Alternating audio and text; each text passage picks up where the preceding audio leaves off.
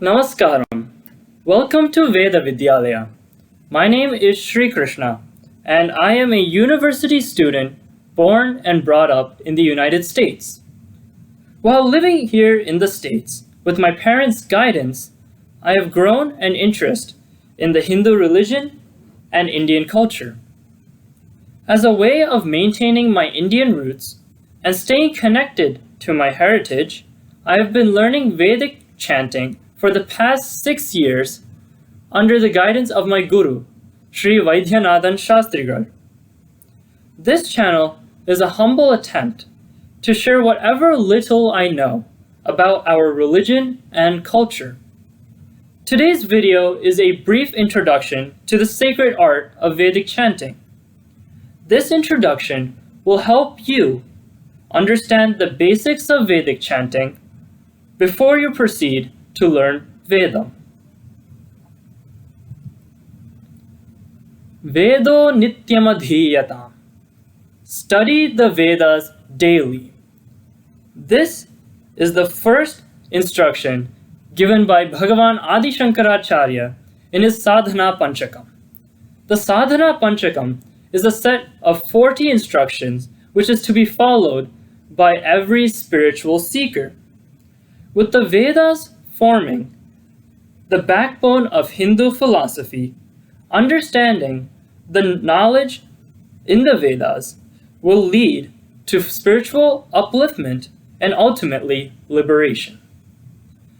Thus, let us make an effort to learn whatever we can from the Vedas. There are two components which are crucial to Vedic chanting. First is swara, or pitch. Each syllable in the Vedas is assigned its own pitch, which I will explain further in the following slide. It is important to chant with the correct swara, as a change in swara will change the meaning of the word. And there is a beautiful story in the Taittiriya Samhita which discusses this exact point. There was once a Rakshasa named Twashta who wanted to take revenge on Indra, the king of the Devas.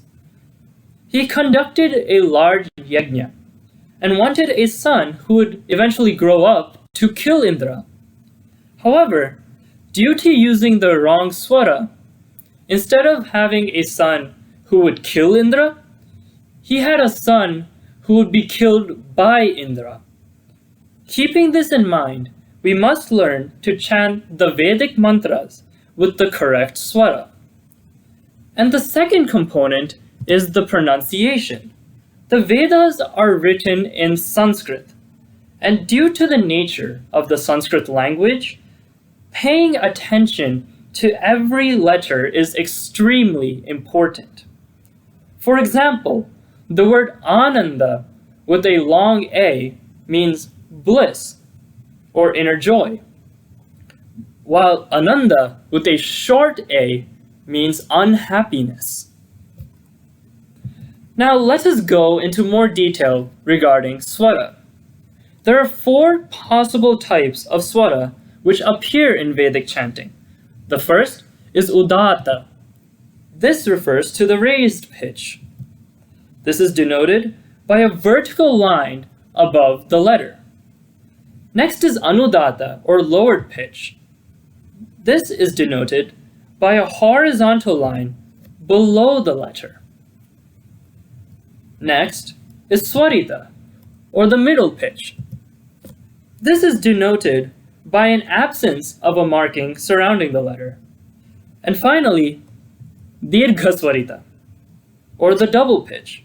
This is denoted by 2 vertical lines above the letter. Let us now see an example where all 4 types of swara appear. This is the 4th line of the Shanti mantra, Sahana Vavatu. Tejasvina vadhitamastu ma vidvishavahai. Notice the word vidvishavahai. Vid is Udata. V is Swarita. Sha is Anudata, and Hai is Dirgha Swarita. Vidvishavahe. For the pronunciation, let us do a quick run-through of the Sanskrit alphabet. First, let us look at the 13 vowels.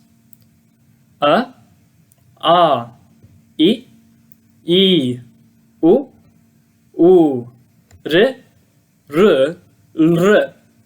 E, I, O, Aha.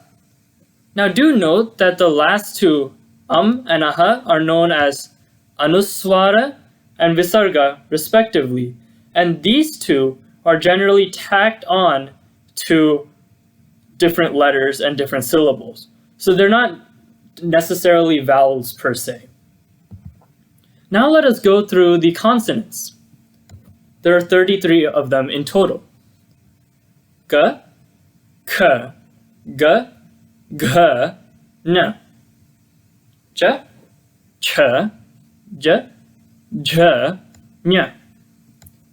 T, T, D, D, R. T, T, D, D, N. P, P, B, B, M. Y, R, L, V, Sh, Sh, S, H. Like I mentioned before, this is a very brief and simple introduction to Vedic chanting. Many complex forms of chanting, such as the Kramapatha and the Ghanapatha, exist, and the Samaveda has different chanting rules. However, the rules that we went through today govern many of the most popular and widely chanted Vedic mantras. With this knowledge, you can now begin your exploration into Vedic chanting. If you like this video and want more such content, please do support the channel by clicking the subscribe button. Also, it is my humble request that you spread the word about this channel. That way, more people can experience the benefits of learning our scriptures and keep the traditions alive. Thank you so much for watching. Dhanyavadaha. Namaskaram.